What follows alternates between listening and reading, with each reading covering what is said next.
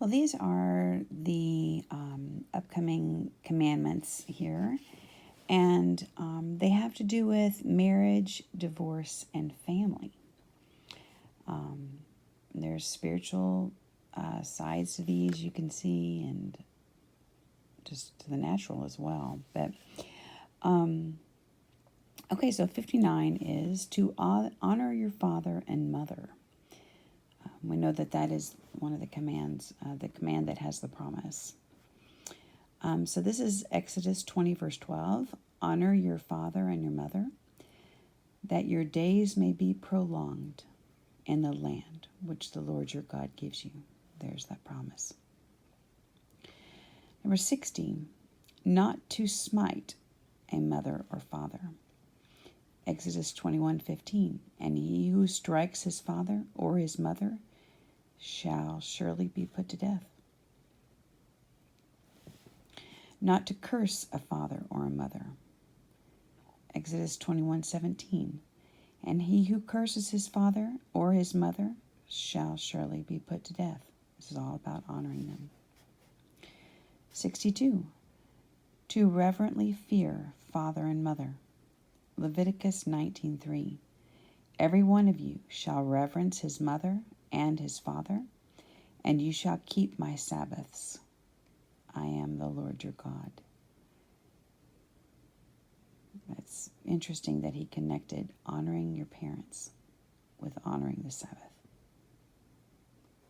If you're not going to honor the Sabbath and just do this simple act that God has for us, then you're not going to honor your parents, it seems. To be fruitful and multiply. Genesis 1:28.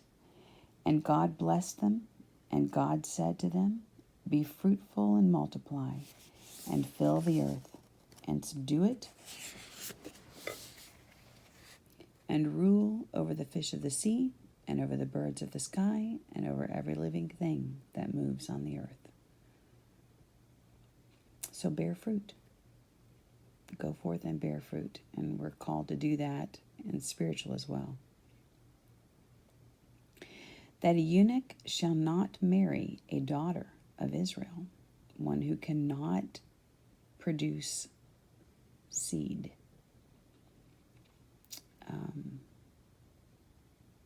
This is a spiritual connotation for sure. No one who is emasculated or has his male organ cut off shall enter the assembly of the Lord. Spiritually, if you're going to take part and be part of the assembly of the Lord, you must bear fruit and be able to bear fruit. That a mamzer or an illegitimate child shall not marry the daughter of a Jew, or not marry the daughter of an Israel.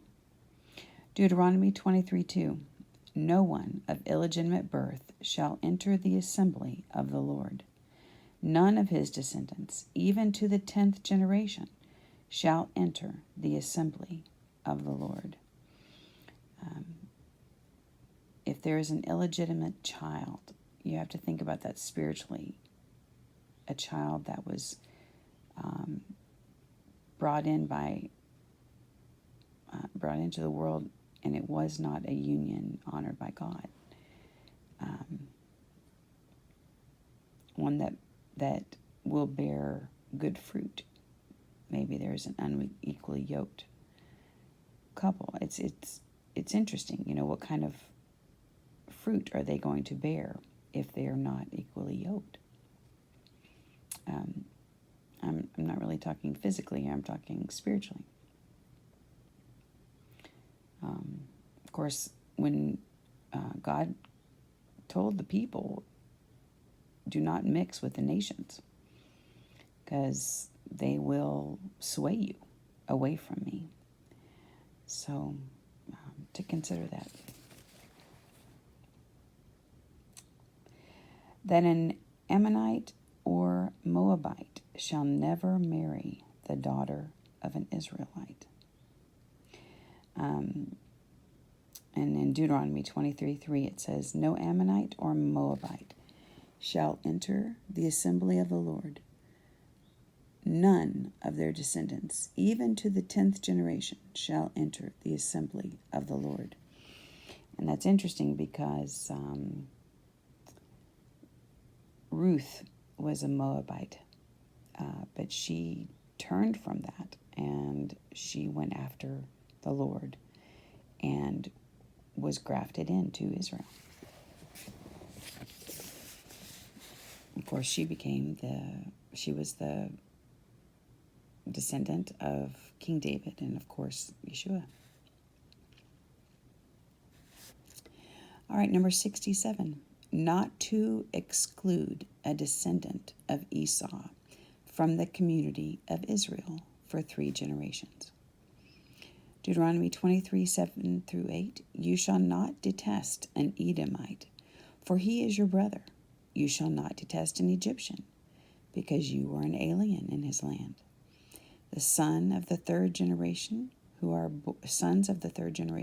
born to them may enter the assembly of the Lord. So do not exclude this family. Not to exclude an Egyptian from the community of Israel for 3 generations. And that's the same verse that we just talked about.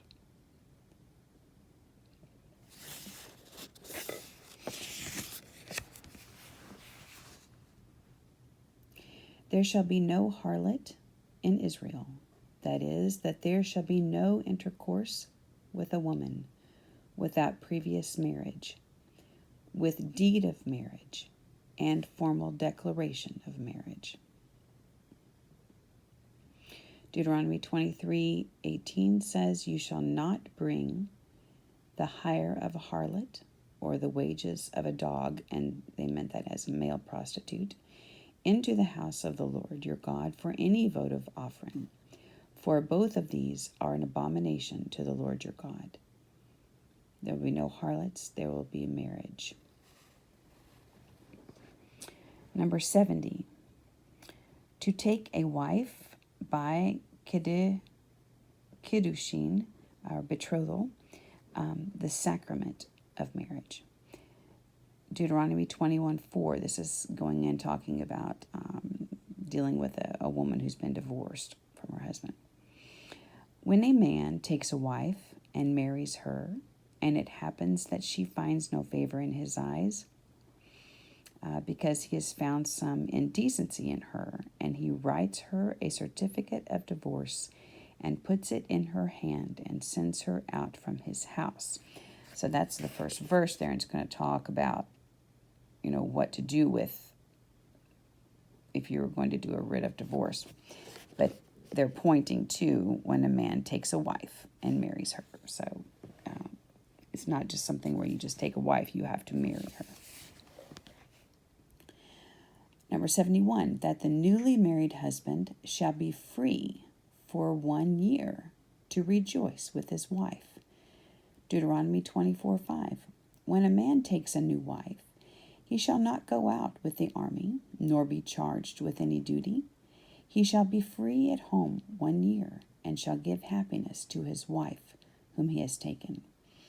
And this automatically takes me to the thought about Yeshua and how we will be betrothed to, we are betrothed to him, but we will have the wedding supper of the Lamb, and there will be 1,000-year reign. And in the word it says, a day is as 1,000 years, 1,000 years as a day to the Lord.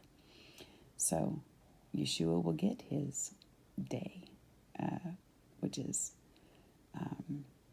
the 1,000 years, or the year, a year to be 1,000 years, that kind of thing.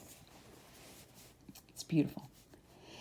That a bridegroom shall be exempt from a whole year taking part in any public labor, such as military service, guarding the wall, and similar duties. So that's that same verse. And then I'm going to have this one be the last one in this section, number 73, not to withhold food, clothing, or conjugal rights from a wife. Exodus 21:10, if he takes to himself another woman, He may not reduce her food, her clothing, or her conjugal rights. The Lord provides for us. Even in the Sermon on the Mount, we read about this. He provides our food, our clothing. He provides our intimacy. And of course, in the desert, the Lord provided all this for the children of Israel. And this is also how you can tell if a husband is caring for his wife. And some consider it, all right, this is grounds for divorce. If this is not happening, then he's breaking covenant. Not to withhold food, clothing, or conjugal rights. All right, we will start in on some more next time. Shalom.